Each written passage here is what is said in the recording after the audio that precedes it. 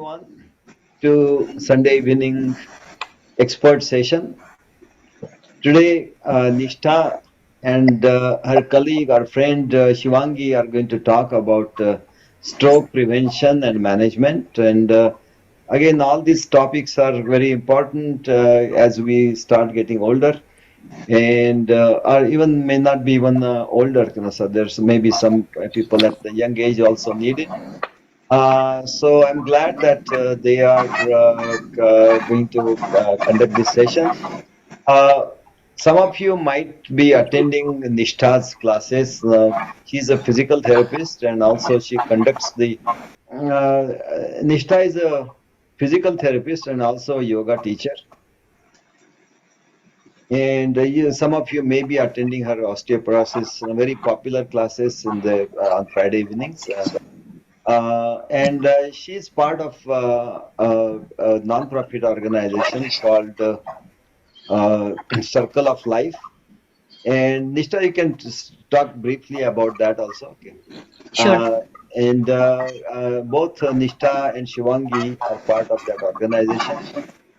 And they are giving these different types of presentations which are very helpful for people. And about Shivangi, she's an IT professional. And again, Shivangi, you can tell more about yourself. She's a avid hiker, and she likes to do various walking and hiking and so on. Anyway, so I'm going to mute myself, and Nishtha and Shivangi, you can talk about, and again, Nishtha, this, any other things that you want to add, please add. Okay, thank you. Sure. Thank you, Uncle. Yeah, so let me first share, or maybe I can just let me first let you know, tell you about like Circle of Rights. And so hello everyone, thank you so much for being here, and welcome to today's presentation on heart disease and stroke. So first of all, did you know that every 40 seconds someone in the United States has a stroke, and every 40 seconds someone in the United States has a heart attack? Over the span of like 2017 to 2018, over 750,000 people have had a stroke, and over 805,000 people have had a heart attack. Heart attack are the leading cause of death for most people in racial and ethnic groups. $53 billion has been spent on stroke, and $363 billion has been spent on heart disease. So the intention is not, the intention for the sharing the statistic is not to like scare, but to add the importance of information to what we are going to cover today, with the goal to educate and inspire the lifestyle change. We are glad that we are here with you today. And before we get started, we would like to introduce ourselves and our organization, and ourselves and our organization. We are here today on behalf of Circle of Rights. Circle of Rights is a local stroke prevention non-profit organization that that aims to provide education about stroke prevention and health promotion. Circle of Right is providing education in many different languages and different communities. So Nishtha and I are providing, are volunteering with Circle of Rights to promote health awareness within the Indian community. We hope you find this presentation informative. And before we start, we would we will start with a test just to see your knowledge about the things that we will be covering today. And after the test, we are not going to answer those questions, but during the session, we will answering those questions. And at the end, we will go again over to that test just to see the knowledge, after the presentation. So I hope you guys, I hope everyone likes it. And, I hope this is informative for everyone. And let me share my screen. And yep. So, Nishtha, is this the correct? Yes. Yeah. So I think we will have to fast forward and go all the way to the test where we can ask those questions or show them the questions. Yeah. Yeah. All right. I'll do that. And sorry, guys. Okay. Okay. Last 4 screens, right? Yeah. Yeah. Yep. So we will not be answering any of these questions, but let's read and answer ourselves or pick the answer, whatever we think. And then at the end of the presentation, we will go over it again and see how much or how many did we get right. So that's the first question. Just pick the answer, keep it to yourself.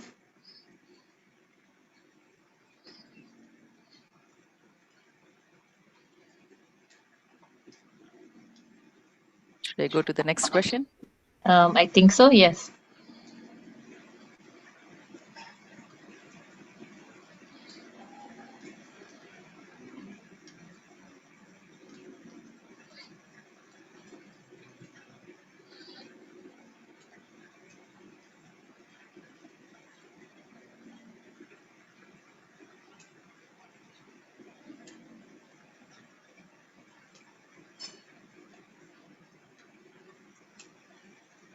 Let me know if I'm going too fast.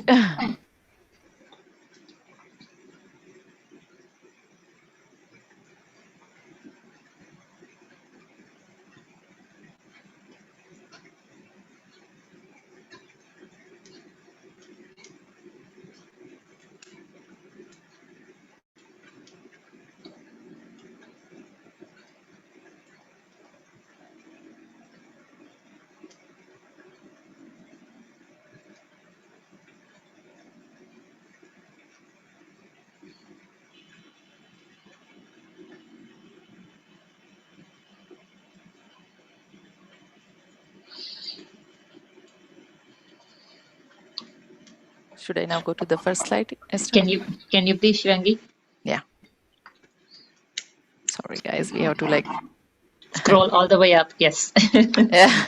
Okay. All right. Okay. So as Shivangi introduced, that we are going to talk about heart disease and stroke today. So let's brainstorm first. What is heart disease and what is stroke? We can keep the answers to ourselves. So in this presentation, heart disease and stroke both go hand by hand. So in this presentation today, what are we covering?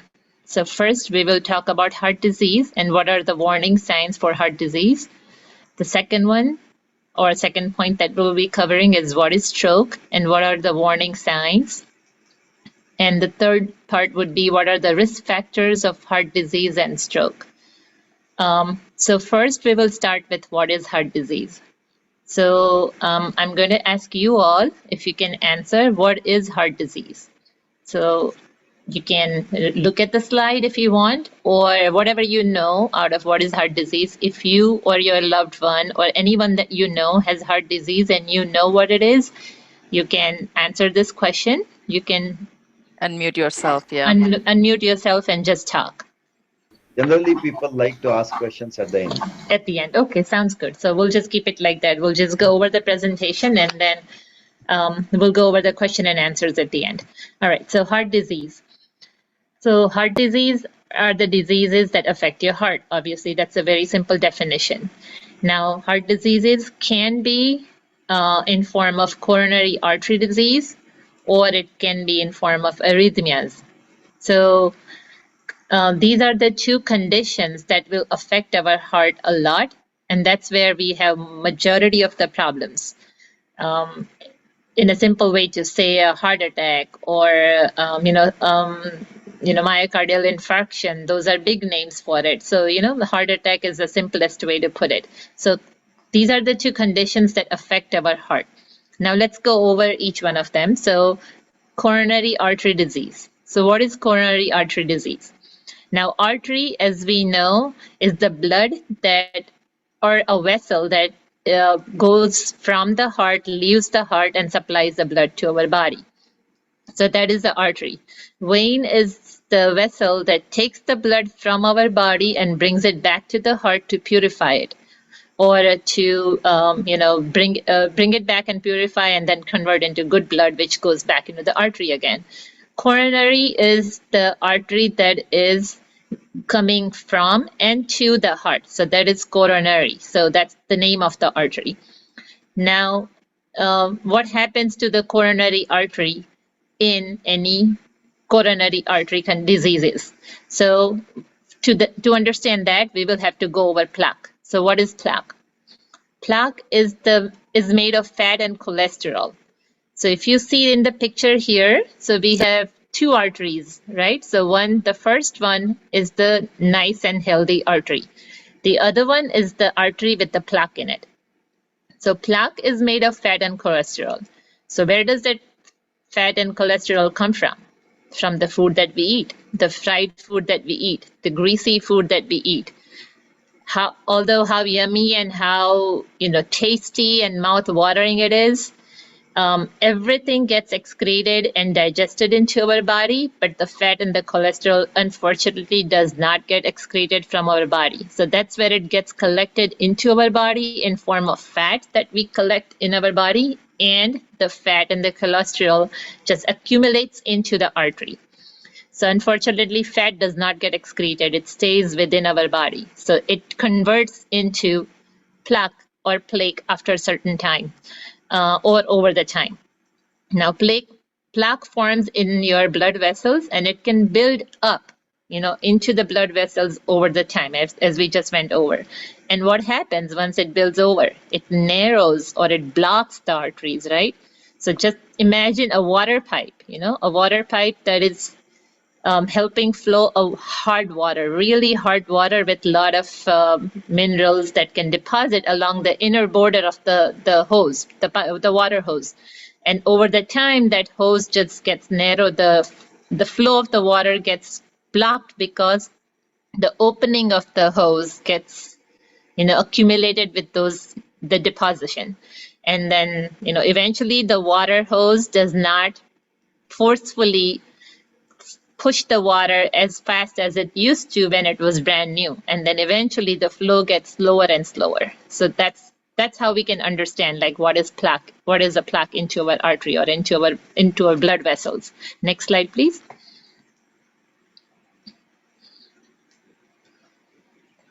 Okay, so what happens in coronary artery disease? This, again, the top picture is the normal artery. The little dots are the red blood cells.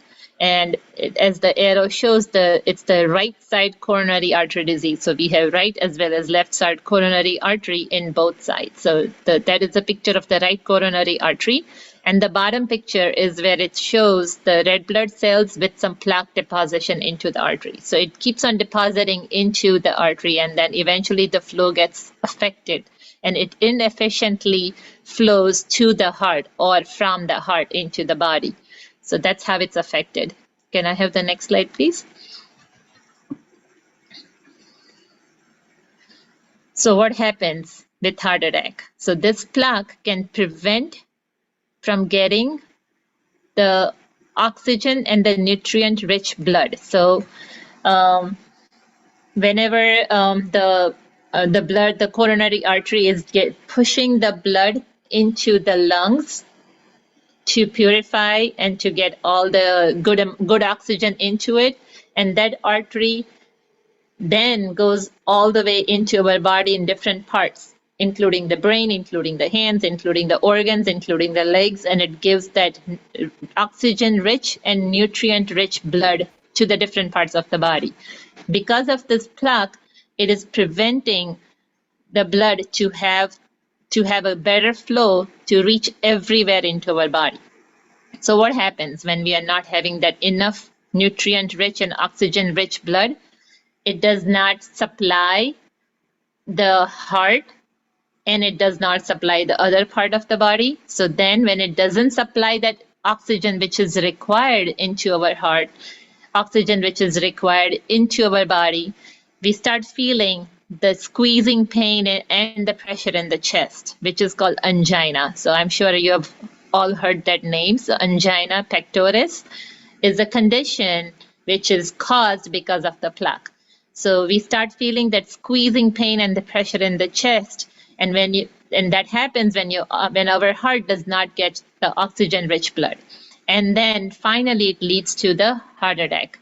So the blood that has been flowing through the artery, but it is just not being flowing efficiently, it can also lead to damage a portion of the heart muscle, or it can destroy it completely, which will lead to heart attack to any variant degree. It can be a mild attack to it can be a very severe attack where a person would not survive at all.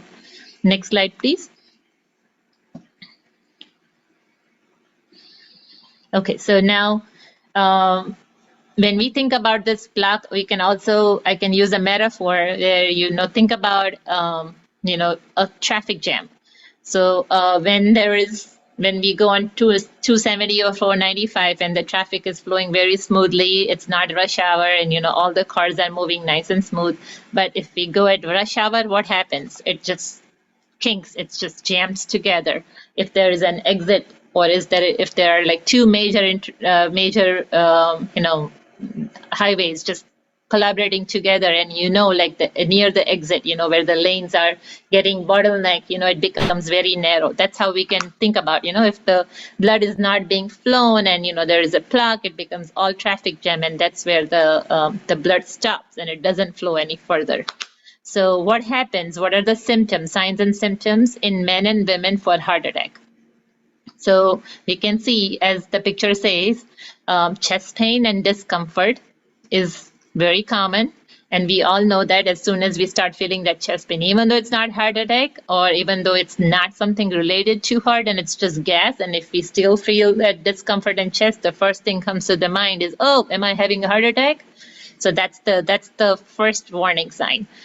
The second one is the shortness of breath. So we do get short of breath because we are not getting that oxygen-rich blood. So we are not getting enough oxygen. Even walking few steps, we get short of breath. Even climbing the flight of stairs, we get short of breath.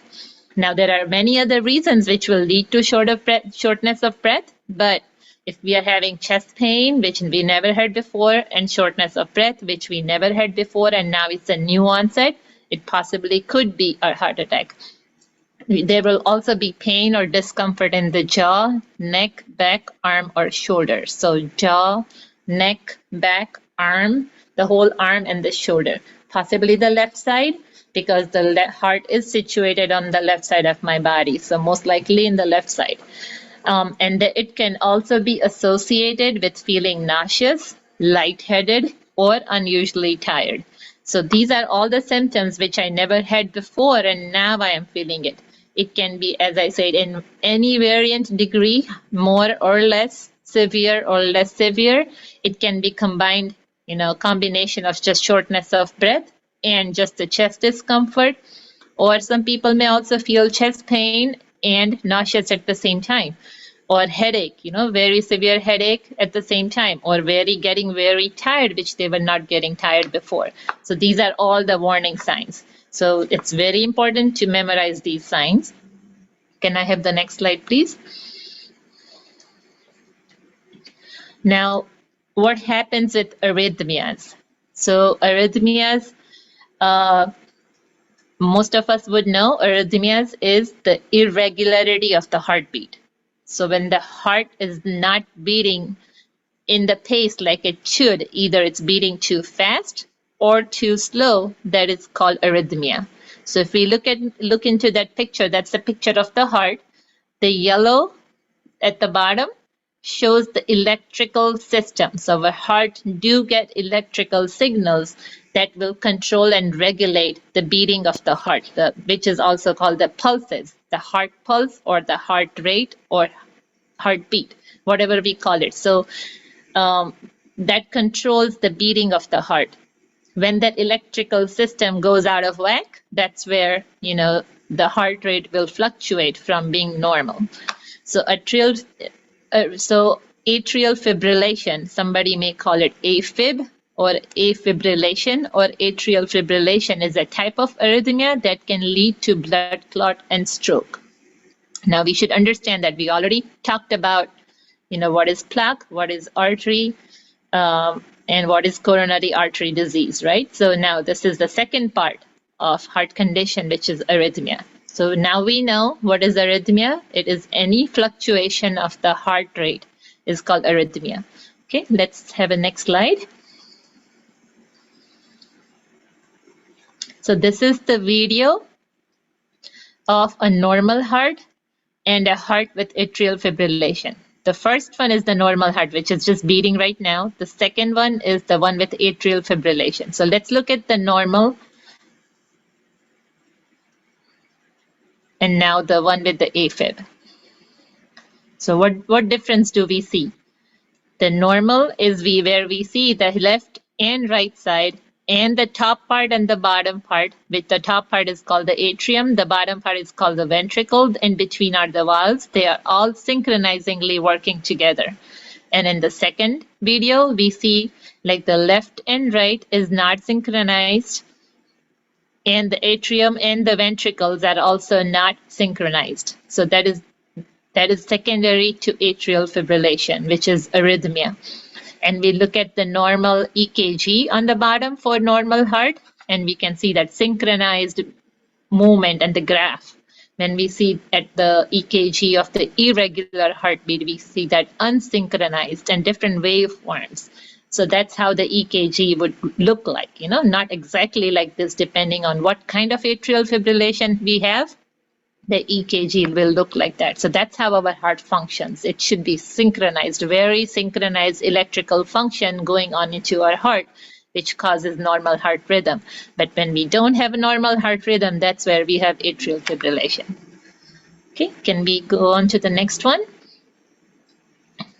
Now, what are the signs of atrial fibrillation or AFib?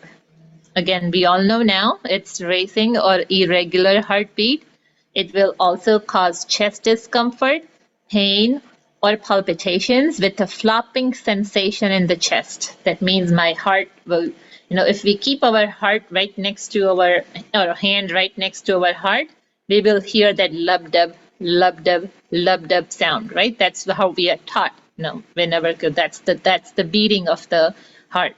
Now, when we have atrial fibrillation, those who have severe pronounced atrial fibrillation, they will not have that lub-dub synchronized sound or rhythmic sound. It will be like a flopping sensation. All of a sudden, my muscles in the heart or overlying the heart will just flop all of a sudden too fast, and then it will slow down. So that's the flopping sensation. Even without putting our hands, some people, those who have palpitations, the symptoms of palpitation, they will all of a sudden feel like, oh, their chest is just pounding so fast. And the other symptoms could be lightheadedness or dizziness, just because we are not getting that constant flow of oxygen. We are getting the varied form of oxygen, and that's why it makes us lightheaded or dizzy. It can be extreme tiredness, again, because we are not getting that nutrient-rich blood regularly into our body and into our brain, which may cause the tiredness as well as shortness of breath. So these are the signs of atrial fibrillation. Can we have next slide? Okay, so now we know what is coronary artery disease and we know what is arrhythmias. Now, so we talked about heart diseases. So if we have these conditions, it can lead to heart disease. Now, how is that related to stroke? And what is stroke, first of all? So let's think about what is stroke.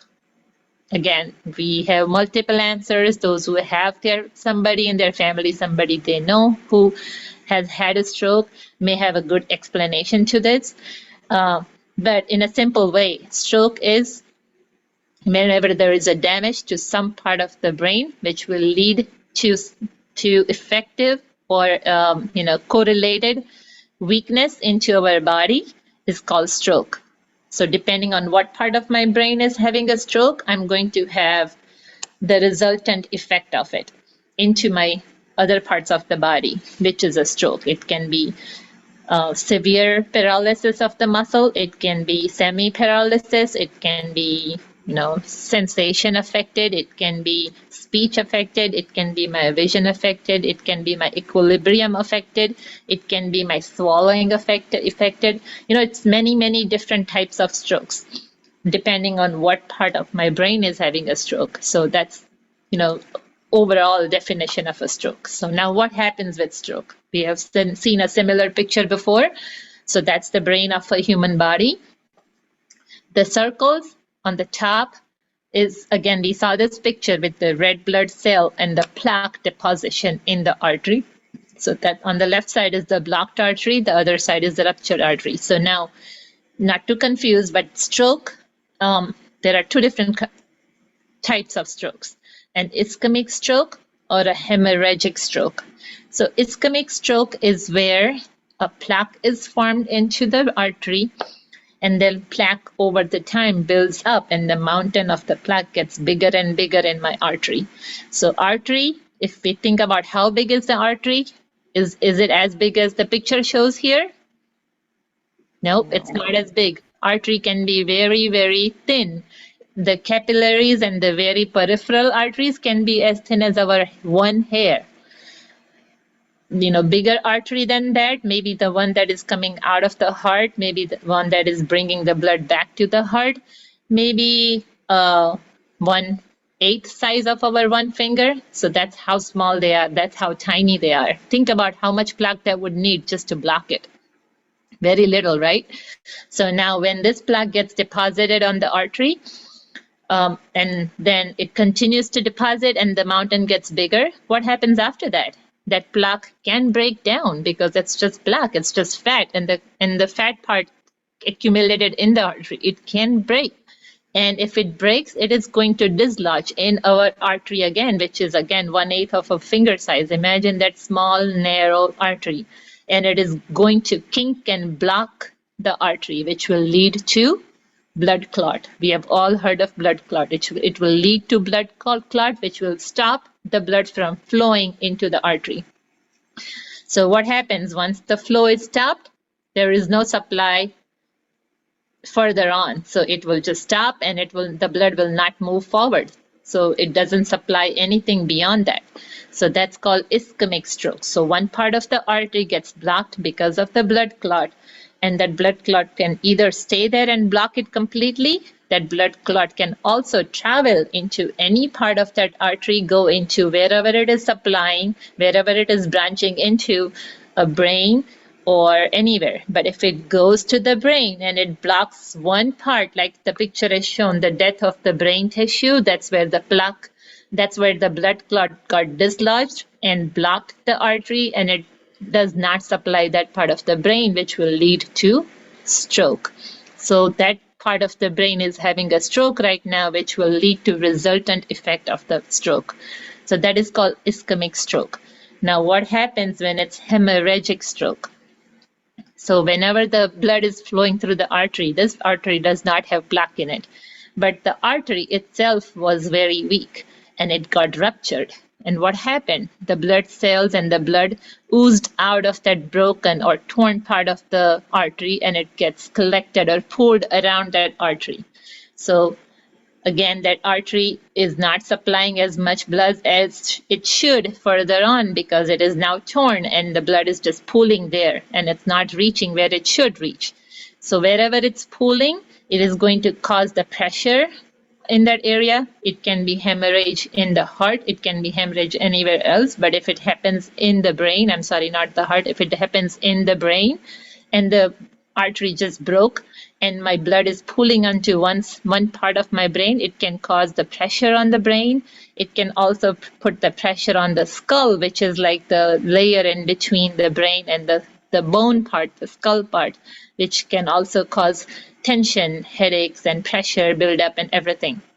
And it does not supply to the ongoing area of the body, so which can also lead to further damage into the brain. So that's called hemorrhagic artery. I hope I'm clear, but yeah, I will definitely take any questions at the end. Okay, can we have the next slide? So what happens?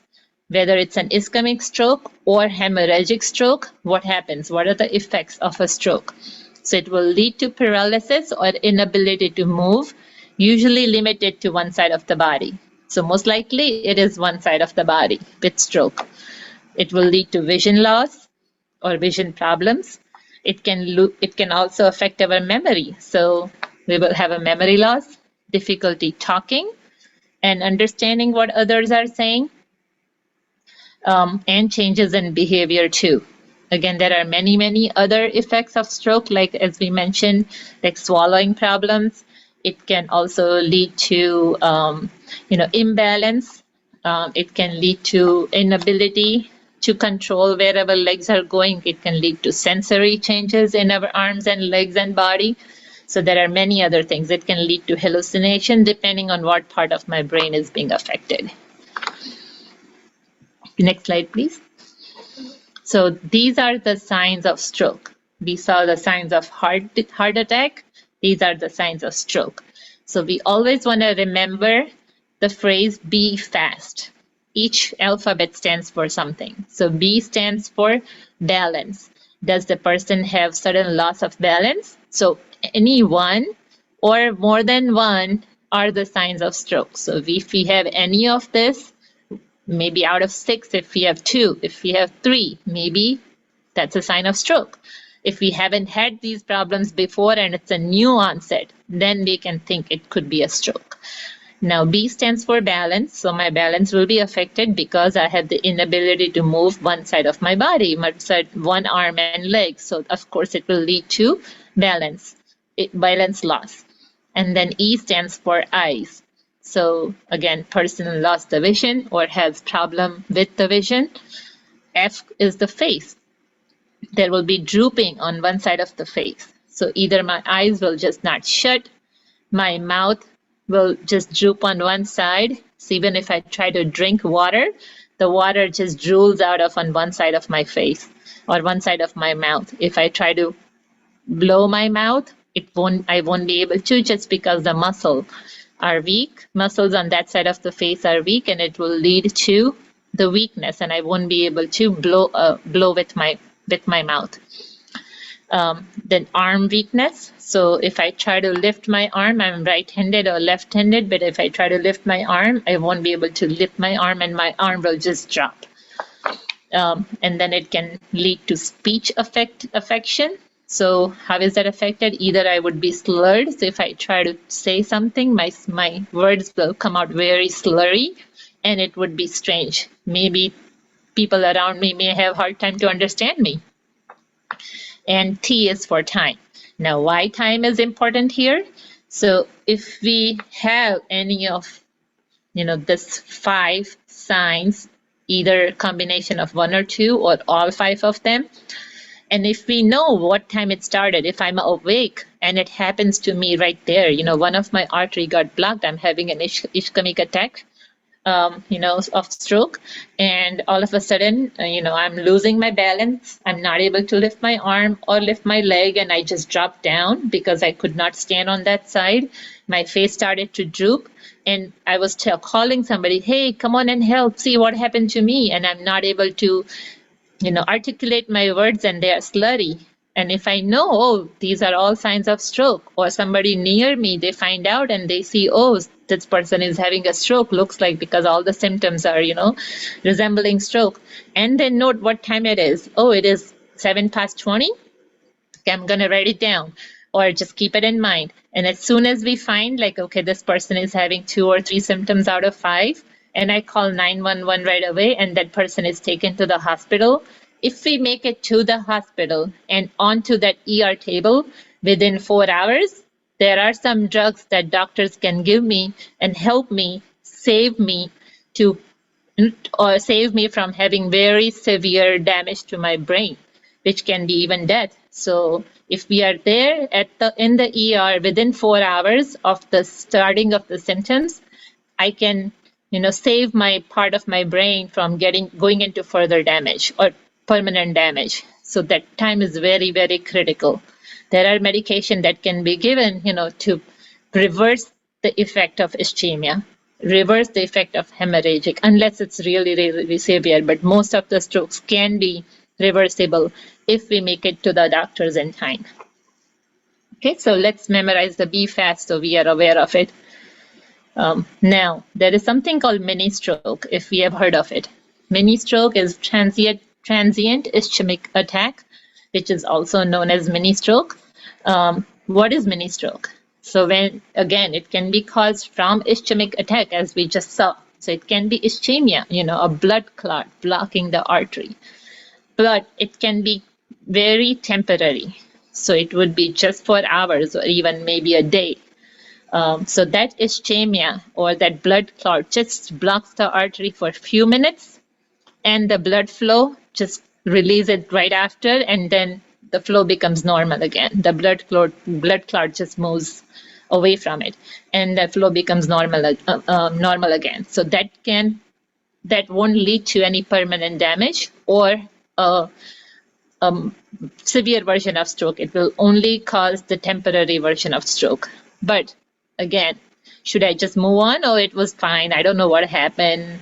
Yeah, maybe something that I ate. I'm just going to forget about it? No, that's a warning sign. If I've had a transient ischemic attack once or a mini stroke once, I'm very, very likely to have another stroke or another transient ischemic attack or mini stroke in future. So if I've had it once, I have to be alarmed. I have to see the doctor so it doesn't happen again. I can be put on right medication, right treatment on time, so it doesn't happen again. So that is definitely a warning sign, a red flag for me. And so, again, we went over the heart attack and stroke. So when my blood vessel is blocked, tissue becomes damaged, and these are definitely medical emergencies. So if we have any signs of heart attack, any signs of arrhythmias, any signs of stroke, I should be discussing that with my doctor. Whenever I see my doctor, I have to discuss those things. Okay, next slide, please. Okay, so again, when Shivangi said like nearly 800,000 Americans die each year from heart disease and stroke. And she also mentioned that every 40 seconds, there is a person who is having a heart attack. There is a person who is having a stroke. So, while I'm just explaining this one slide, it will be more than 40 seconds. So within that time, just one slide, I'm sure there will be more than one person having a heart attack or a stroke in that time. So just imagine how major a risk factor it is if we are not taking care of these things. So what do we need to look for? What are the risk factors, and how can I prevent myself from having any form of heart disease or a stroke? So high blood pressure. So if I'm having a high blood pressure, that should be my goal. Besides being on medication, it should be my goal to control it with my diet, with my form of lifestyle, that I am going to take over my life, and I'm going to take control of my blood pressure. So if you're diagnosed with high blood pressure, discuss with our doctor, what can I do, to help myself the most besides taking the medication. So that's one of the risk factor. High cholesterol, again, as we discussed, that whatever we eat, which is fatty food, fried food, or anything that is really tasty, like McDonald's fries or Arby's fries or even pakoras that we eat, they are, of course, it's very tasty, but that fat into those food does not get excreted. It stays in my artery. It stays in my body. So I have to take control over that. I have to have my moderate diet, my regular exercises to use that cholesterol and burn that cholesterol out of my body. And the third one is diabetes.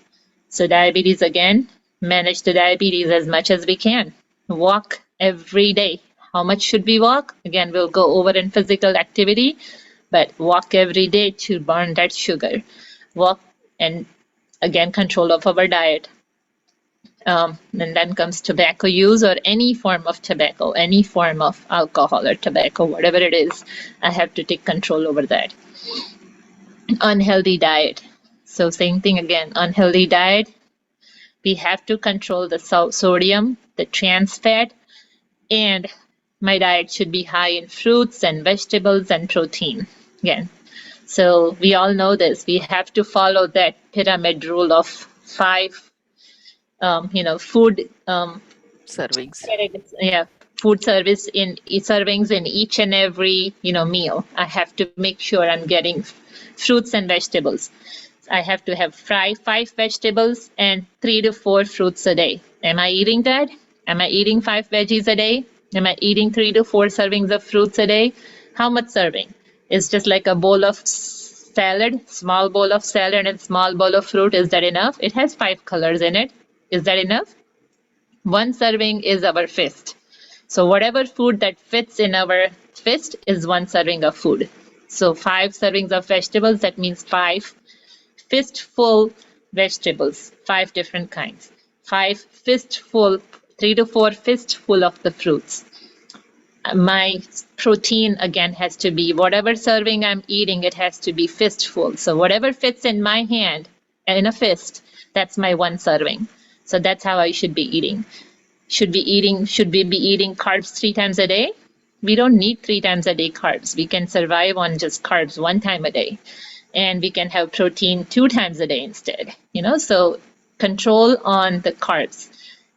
Go up on the fruits and the vegetables. Go up on the protein along with low sodium and low trans fat food. So that's how we can control it. Physical inactivity.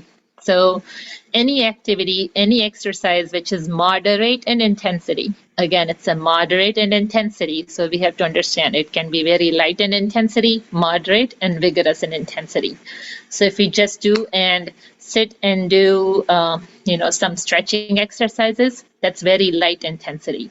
If we want to do moderate intensity, it has to be some standing form of exercises. It can be some low level of or low to medium level of Zumba, low to medium level of Pilates, low to medium level of walking, which is like not just walking and strolling and looking around and stopping at any beautiful flowers and taking pictures. We have to have a constant walk for about 10 minutes to begin with, up to the 45 minutes in a day. So my moderate activity exercise, if it says 2 hours and 30 minutes per week, so 2 hours and 30 minutes, if we break it down into one day every day, so that is like 30 minutes minimum in a day. So that is minimum. It has to be more than that. So when we start, it can be 10 minutes, of course, then increasing to 20 minutes, 30 minutes, whatever we can do. It doesn't have to be all 30 minutes at once. If you're able to do all 30 minutes at once, that's great.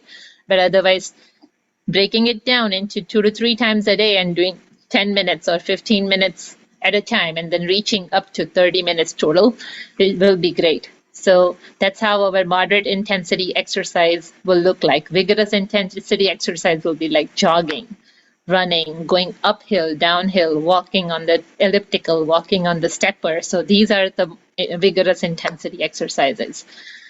So again, physical activity is definitely the most important thing that we can help with any of these problems. And obesity. So again, if I'm watching what I'm eating, I'm doing exercises every day, I am following my regular, routine of, my medications, my activity level and everything, I can definitely control my weight. Okay, next slide, please. Okay, so we went over all the slides. So let's do post test again. So we will go over the questions again, and then we will take questions and answers. And then Shelley, she is one of the stroke survivor who is also present in this presentation today, and she's also have been part of Circle of Rights for with a Circle of Rights, so she will also share a personal story. Okay, so let's go over this. Which of the following are risk factors for heart disease and stroke? Select all that apply. So smoking, high levels of blood cholesterol, diabetes, and high blood pressure. So I'm sure now after the presentation, all of you must have it right. So it is all the answers, all of the above. So A, B, C, and D. So that's the answer for the first question. And then let's go for the second one. Which of the following are true about heart disease and stroke? Select all that apply. Blood vessels do not allow enough blood to get to the heart and brain. That is wrong. A buildup of plaque, fatty deposits on their walls causes narrow or blocked blood vessels. That is the right answer. Let's see if C and D is also right. Blood vessels expand due to buildup of plaque. They do not expand. Blood vessels send out too much blood to heart and brain. That is also wrong. So the answer is B.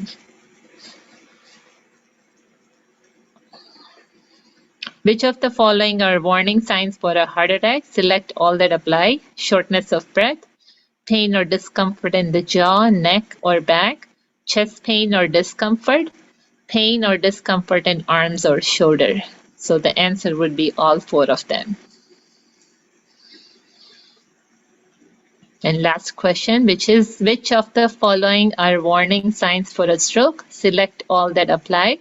Sudden confusion, trouble speaking or understanding speech, sudden severe headache with no known cause, sudden numbness or weakness of the face, arm, or leg, especially on one side of the body, and sudden trouble seeing in one or both eyes.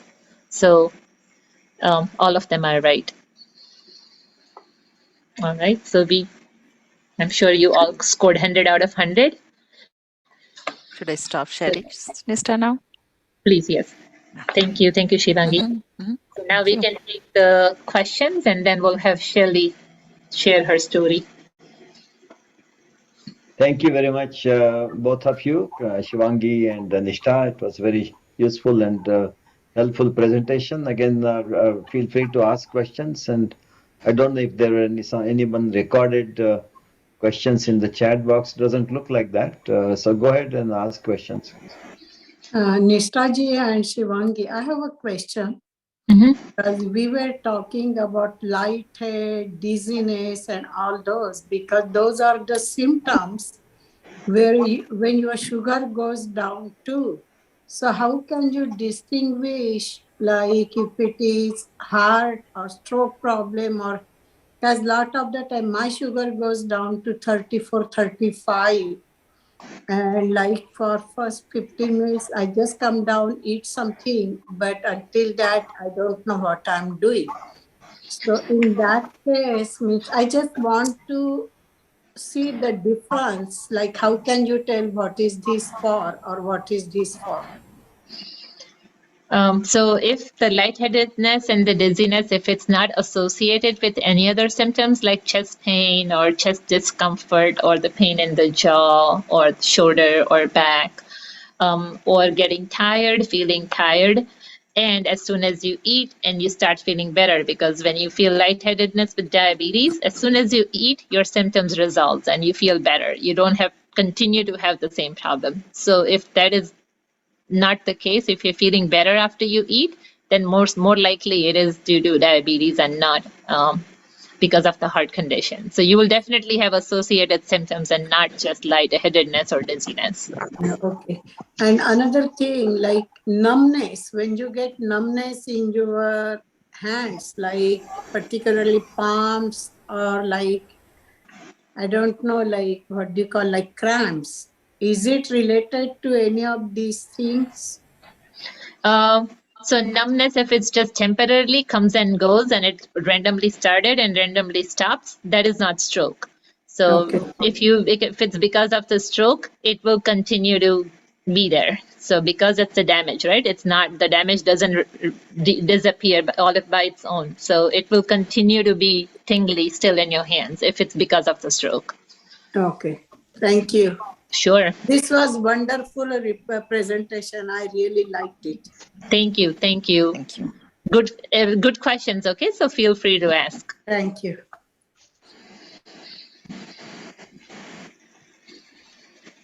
Any other questions? Yeah, hello, Nishtha. Yeah. What is the reason for arrhythmia? Arrhythmia. So arrhythmia again. So definitely having plaque into our artery is one of the reasons for arrhythmias. Now, there are many other reasons for arrhythmias too, like if our heart activity, electrical activity has been affected because of some reasons. I'm not a doctor, I'm a healthcare provider, so I'll try to best explain as much as I can. But if somebody in the group is a doctor, they can definitely, add to my answer too, or even better explain it. But arrhythmias, again, plaque is one of the cause. If there is some electrical, imbalance in the activity of the heart, that can also cause arrhythmias. If there is some valve problem, like mitral valve, there are 4 valves in our heart. So any of the valve is being not functioning right, that can also cause arrhythmia. So there are many reasons for arrhythmias, which has to be ruled out. Okay. And how does statin control the, controls Cholesterol. the heart Yeah. cholesterol? Yeah, so I don't know how. I don't know the chemical, the effect of it, but statin is one of the major drugs they use for cholesterol. Right. Okay. Thank you very much. This was Sure, sure. much needed. Yes, yeah, even I learned a lot with this too. So I think Pinkal Patel asked, a portion of veggies is the size of a fist, while a fistful is much smaller. A handful is a better approximation for one portion. You could, definitely. Yeah, so fistful, if you tight fist, hold a fist, yes, it will be smaller. But if you loose hold a fist, you can fit, one roti crumbled up into pieces into one fist, or even more than one roti, right? So it doesn't have to be tightly folded. It could be loosely folded, but that's the better way to explain. That's whatever my size of the fist, that's my one serving. Somebody have bigger hand and bigger body. Some may have smaller hand and smaller body. So one fistful of veggies, is that what you're saying? It's 5 veggies. So Five. five Five veggies. So each 5 veggie. Okay. fistful of veggies, yes. So 5 serving means 5 fistful. 5 fistful, yeah.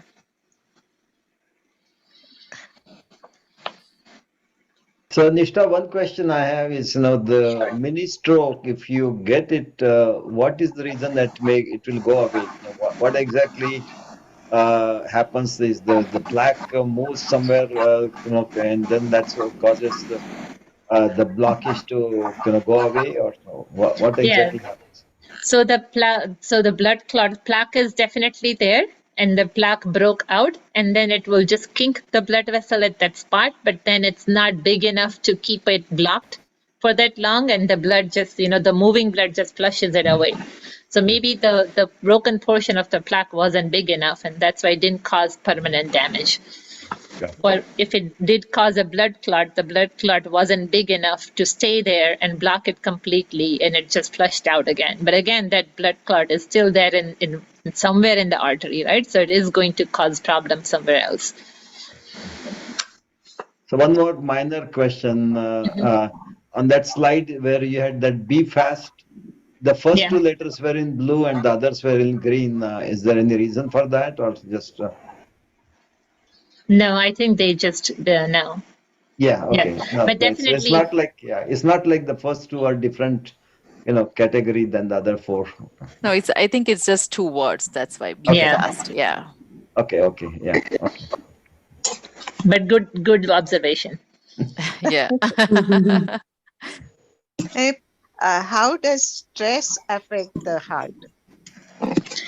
Stress will cause increased high blood pressure, because if you're very, very stressed, it will shoot up our blood pressure, which will affect, our pulse again, because heart blood pressure is controlled. Our blood pressure and pulse go side by side. Yeah, that's true. So, is there another presentation where if you have a stroke, then what you do afterwards? So the first and best thing would be to call 911. If you have one or two of those 5 symptoms, the best thing would be to call 911. As soon as they come and paramedics do test out, do all your vitals and everything at home, and then they see what are the symptoms. And if it correlates, they give you the medication right there. The basic medications are given by paramedics. So if it's ischemic stroke, they give you the medication right away. It be aspirin, baby aspirin, or anything it would be, and they give you the medication right away. And some of the medication that they can deliver, they would. And then as soon as they take you to the hospital, if they know, person is having a stroke, they call the hospital, they inform, like, I'm bringing a potential stroke patient, and, so and so symptoms are present, and that's how they communicate. So as soon as you are there at the hospital, you are taken care right away, and they make sure you're given that particular medication or treatment within that time frame.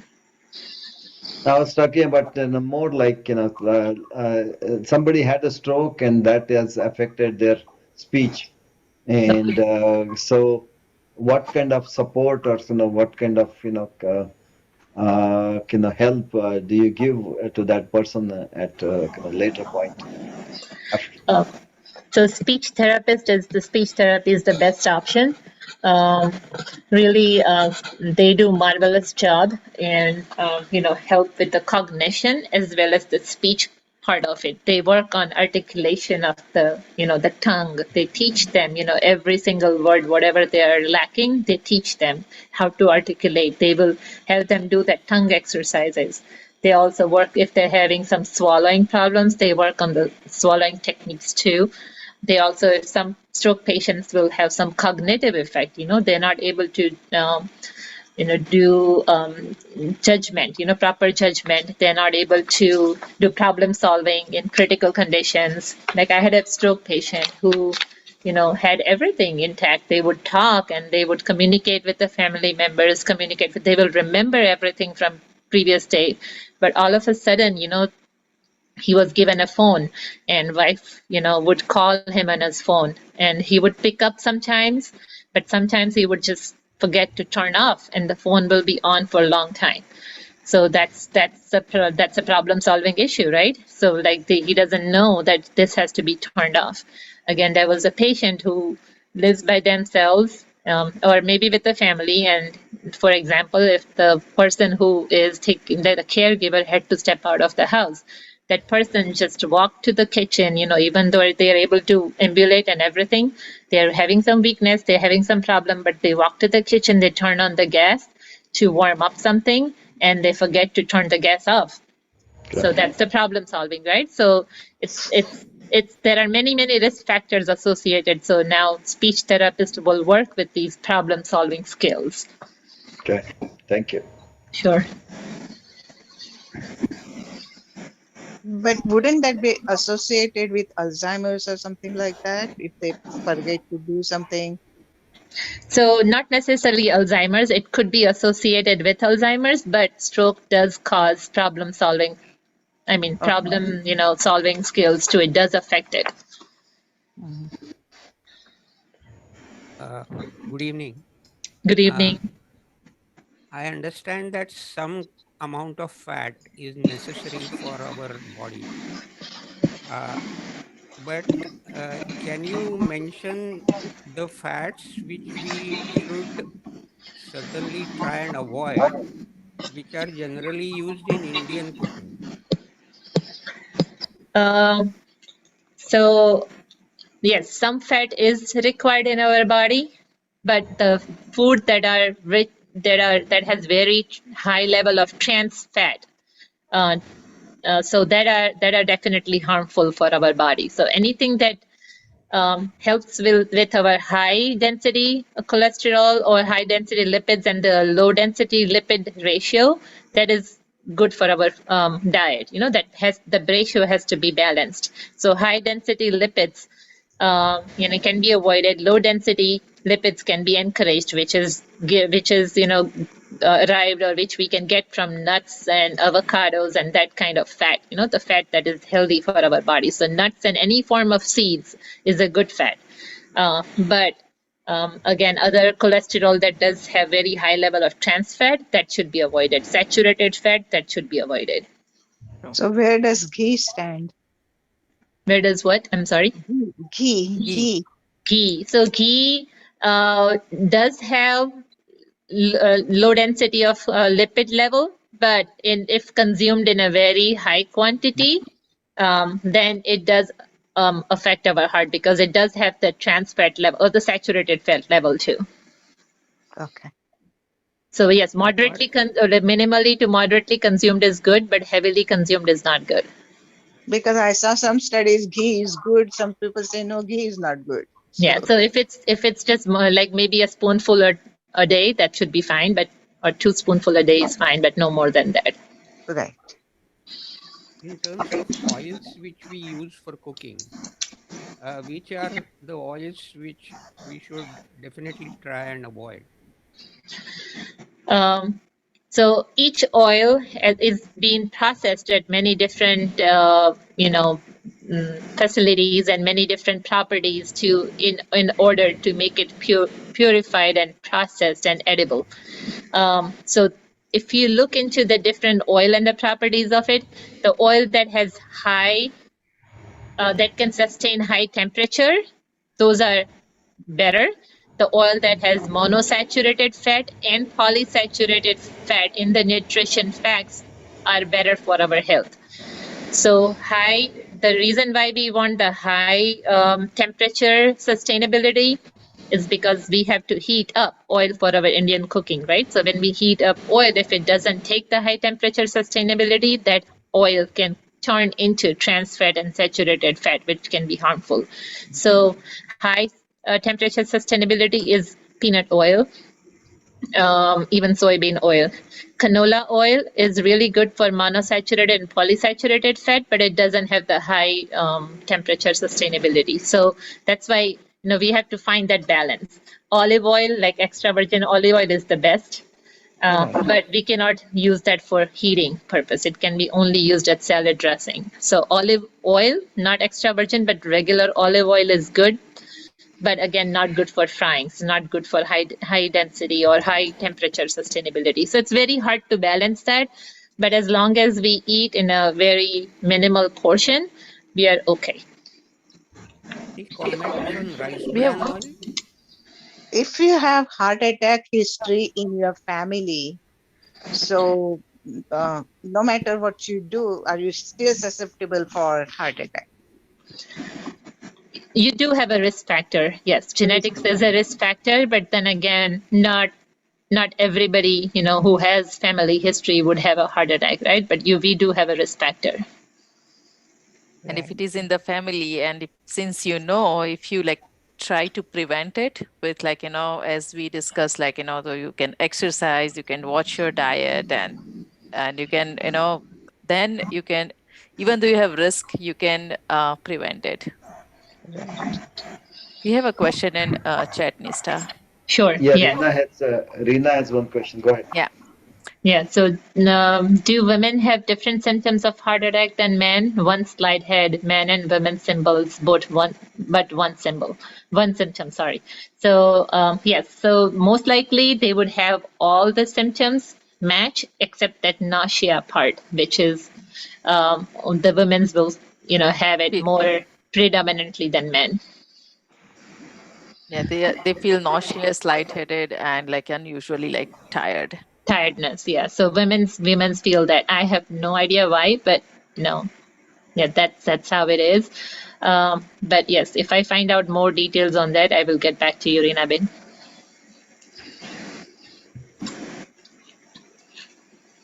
Any comment on rice bran oil? Which category it fits? No, I'm not. I'm sorry. No, I did more research on other oils like soybean and canola and peanut oil and olive oil. I haven't done that. Avocado oil is also good. Sunflower oil is also good, but then again, I'm not sure about that one. Thank you. But again, there is no perfect match for the oil. It's just we have to find that right balance. Thank you. If we don't have more questions, we can ask Shelly to, Yeah, share. I have one quick Sure. Yeah, go ahead. Yeah. Go ahead. Yeah. Just out of curiosity, one of my friend, she had her bypass surgery like almost 10-15 years ago. And nowadays she feels like lightheaded, dizzy. She is diabetic also. and she's alone. So usually she doesn't eat the way she has to eat.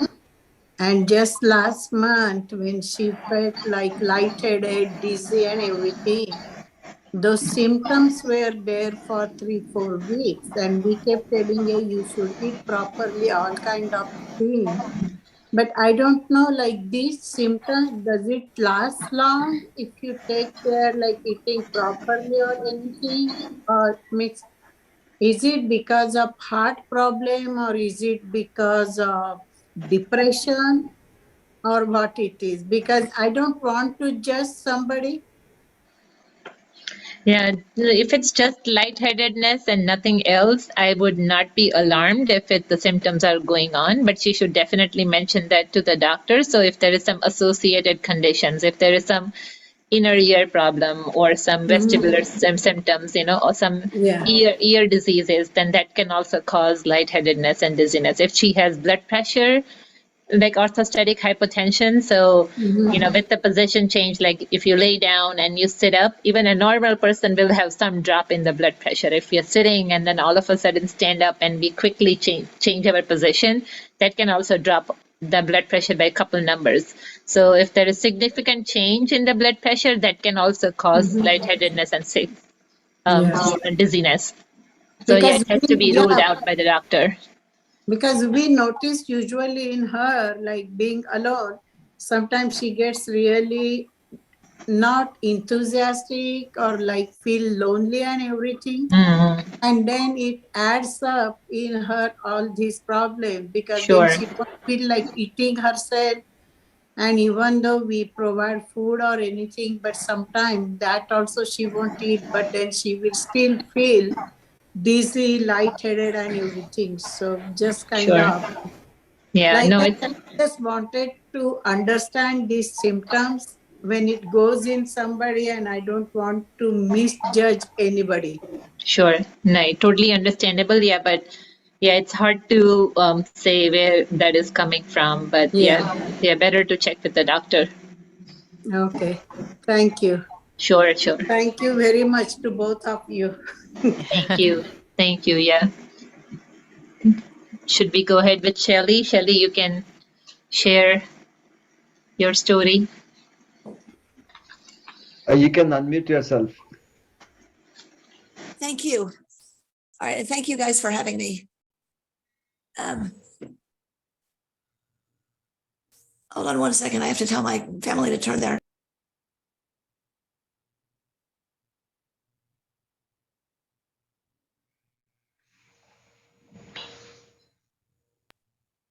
All right. My family is watching TV in the other room. Can you guys hear that? No, we don't hear the TV. We are good.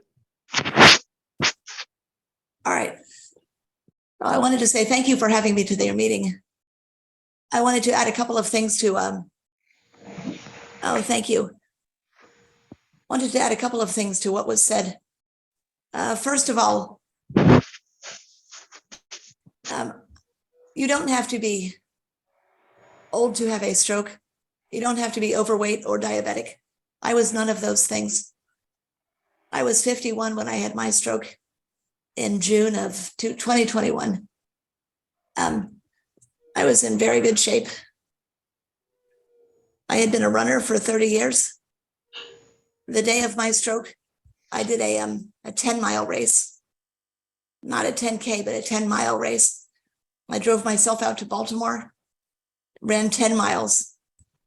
And then, and actually my time was pretty good.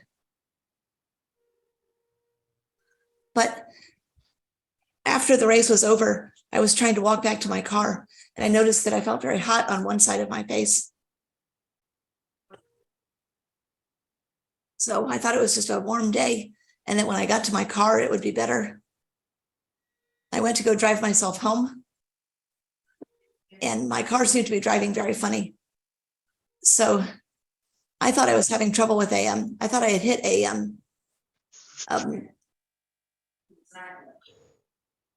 thought I had hit a curb and I knew my car was driving very strangely. What I didn't know is that I had hit a pole and had driven 1.5 miles. I hit a pole and 2 cars. I didn't realize this until I was blocked off by police officers who took me to the hospital. I signed myself out of the hospital against medical advice because I thought that I was fine and I just really wanted to come home again. Had I sent a presentation like this, I think I would have taken the symptoms more seriously. But at the time, I just really wanted to get home. So I went home that evening. And while I was sweeping the floor that evening, suddenly I fell over. My daughter said that I was talking out of one side of my mouth and that my speech was very slurred.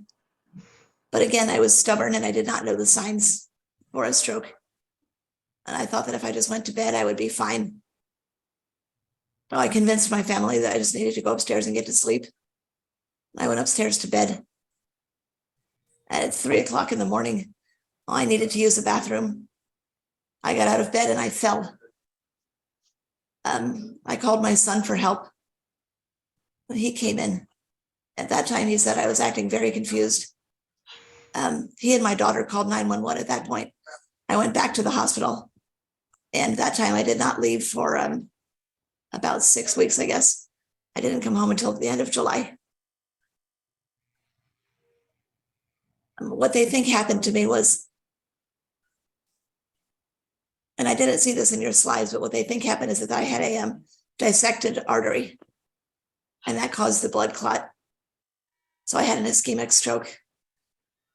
My guess is that what happened earlier in the day, the car accident and the incident with sweeping, I think those were probably the TIAs that you mentioned. I think I was probably having like small signs of a stroke and didn't realize it at the time. Again, if I had seen a presentation like this, I think I would have had better idea of what was going on. But I was in very good shape up until that point, like I said. My stroke left me with paralysis on one side of my body. It was a right side stroke. So the right side controls the left side of your body. The left side of your brain controls the right side of your body. So since I had a right side stroke, I had paralysis in the left side of my body. My speech has been all right. I've had a lot of physical therapy and occupational therapy and speech therapy. Cognitively, I'm doing pretty well. But movement-wise, I still have some struggles. I can walk now. When I first came home from the hospital, I could not even get into my bed or get into a chair. I had to have my husband help me with that. So I'm very grateful for the family help that I've had. Had a wonderful family and lots of friends who've helped me get back to this point again.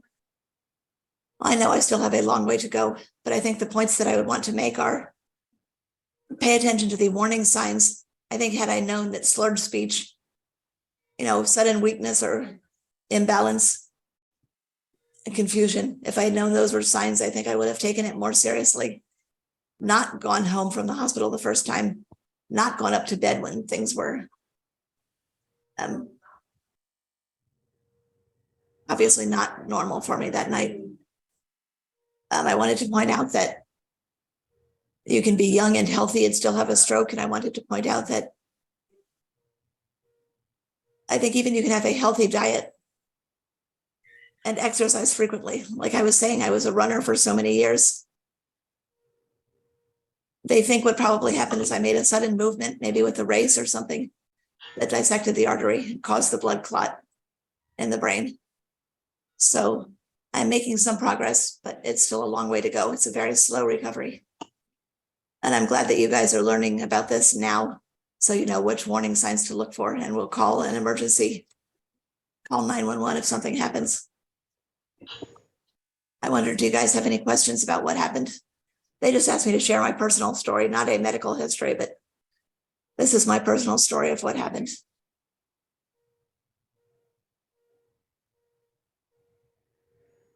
Can I answer any questions for anybody? Thank you, guys. Thank you so much. Well, do anyone have any questions?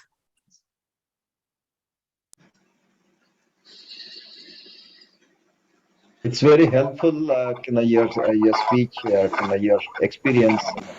Thank you. Certainly, it's going to help everyone here.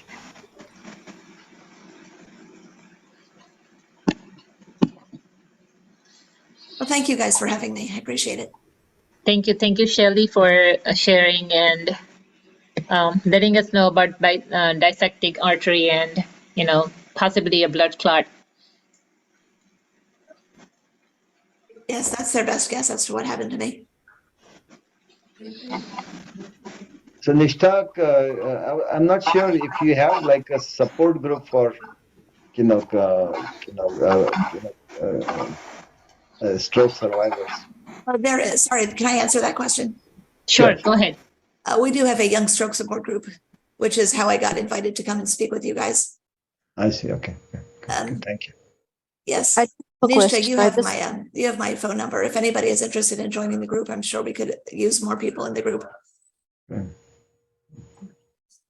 Shivangi has the link to Circle of Rights, so she's going to post it on chat. If anybody, any one of you know anyone who has had a stroke and wants to join that support group, please feel free.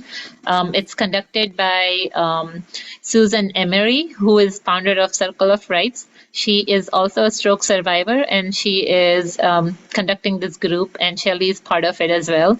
It's really a nice group and nice venue. Shelley, you can explain more. So we meet once a week. We meet online at 7:30 on Tuesdays, and we cover a variety of different topics. Lately, Susan has had members of our group lead the discussion about a variety of different topics. So we have led some on meditation and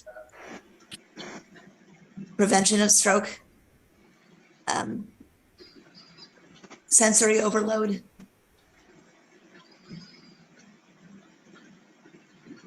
Trying to think, there's a different topic every week. Yeah. And my goal this year, I would like to see the group become more social, just be more of a support for each other. I think that's what people are looking for. Last year, what we did is we had presenters who would come each week and talk about a different medical topic. But what I think people are looking for is some support. They're looking for some outreach. So I'm looking to make it more of a social, supportive group for everybody. And we have Neil, who comes and joins us from Dream Fit at the end of every meeting, who does some chair yoga, some meditation, and some breathing exercises with us. So those are helpful too. And I would encourage you to come if you're curious. It is a nice group, like you said.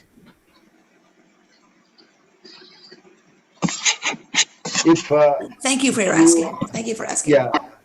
If there is any interest in chair yoga or something like that, we have this yoga group, and so we'd be glad to help you in that way.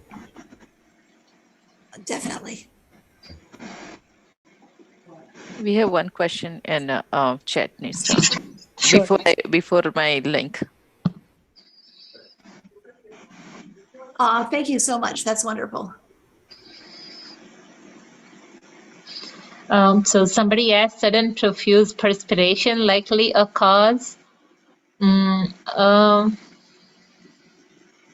wouldn't call it a cause. I think I would call it as a associated symptom, like Shelley said, like she was having she was feeling it hot on one side of her face. So I wouldn't call it a cause. It could be, associated with other, symptoms.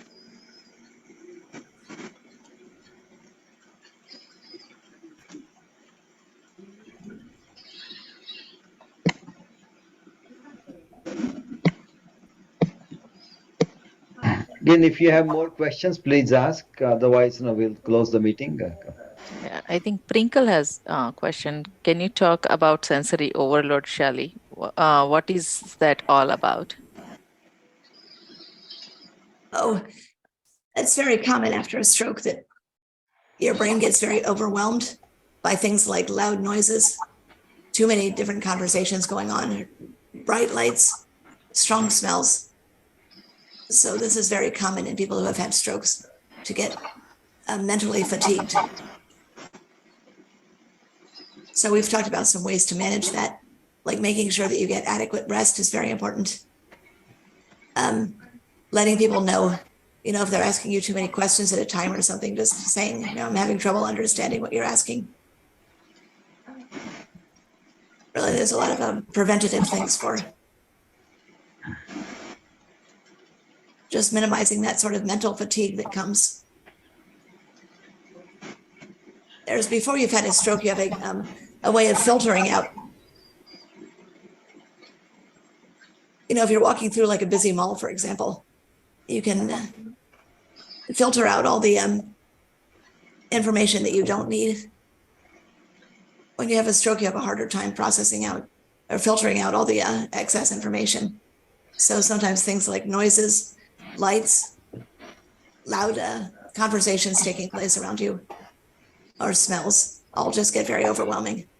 I hope that answers it a little bit. Rest is the key. Rest and kind of minimizing all the stimulation.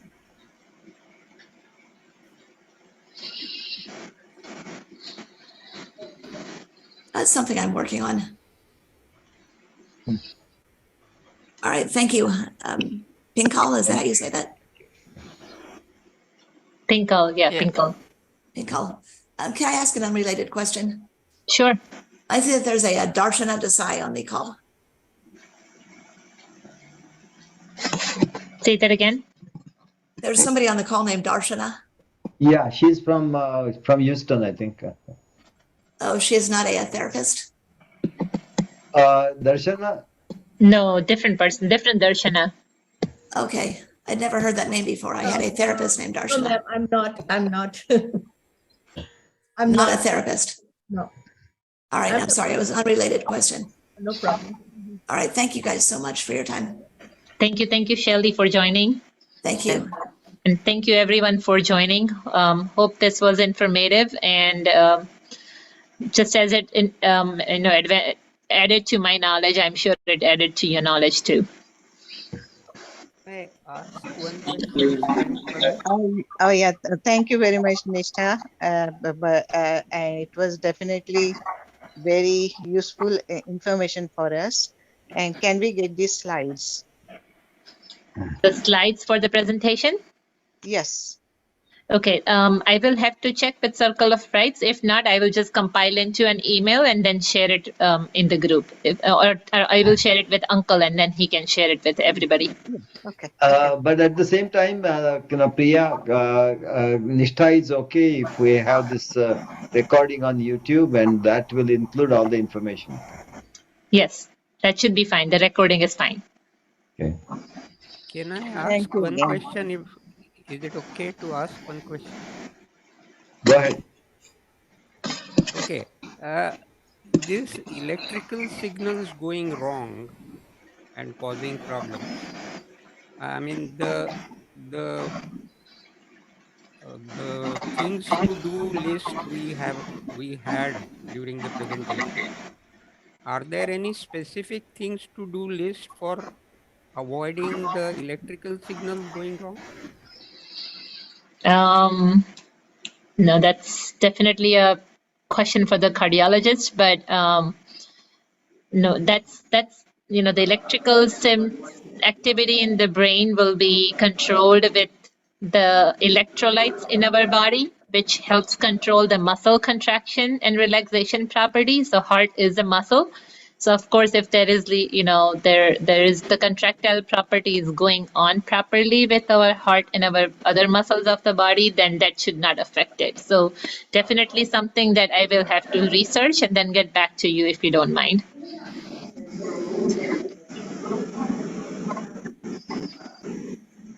So I know him, so Nishtha, so I can once you find out more information, I can contact. Sure.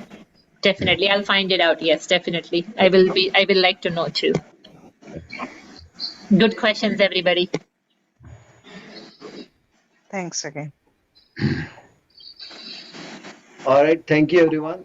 Okay. Thank you, Nishtha. Thank you. Thank you, everyone. Thank you, Shelly, very much. Thank you guys very much. Thank you, everyone. Thank you. Thank you. Bye-bye. Have a good night. Yeah, bye-bye. Good night. Good session. Thank you. Thank you. Thank you. Bye-bye. Very informative. Bye, Sally.